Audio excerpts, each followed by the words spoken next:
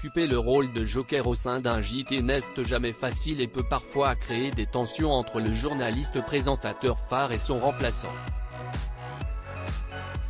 Seulement, il semblerait que ce ne soit pas le cas entre Anne-Sophie Lapix et Karine Bast.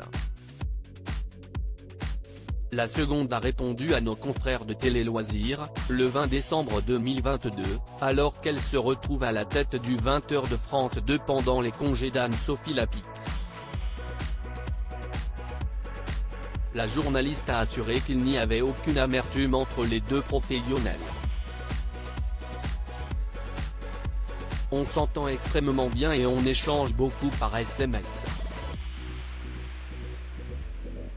Elle est souriante, on rit beaucoup. Elle est très simple, très humaine, très bienveillante.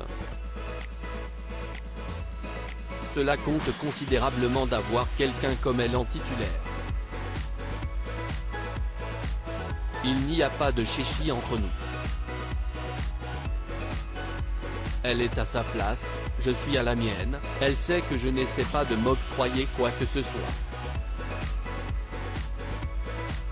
Je suis très respectueuse, a-t-elle ainsi confié de manière très claire. Il n'y a donc aucun risque de lire, d'ici quelques années, des propos comme ceux tenus par Jacques Legros sur son ancien confrère, Jean-Pierre Pernaut.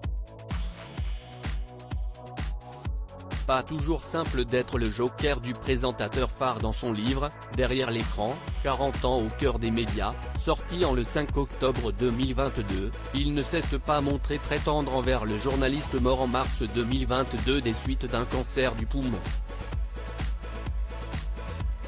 Il voulait garder le premier rôle et sollicitait l'équipe plus que nécessaire. Il voulait de plus en plus prendre la main sur l'ensemble du journal, avait-il écrit avant d'évoquer une tension toujours plus importante. Je commençais à bouillir intérieurement, jusqu'au jour où j'ai éclaté, rassemblé mes affaires et repris le chemin du parking et de ma voiture.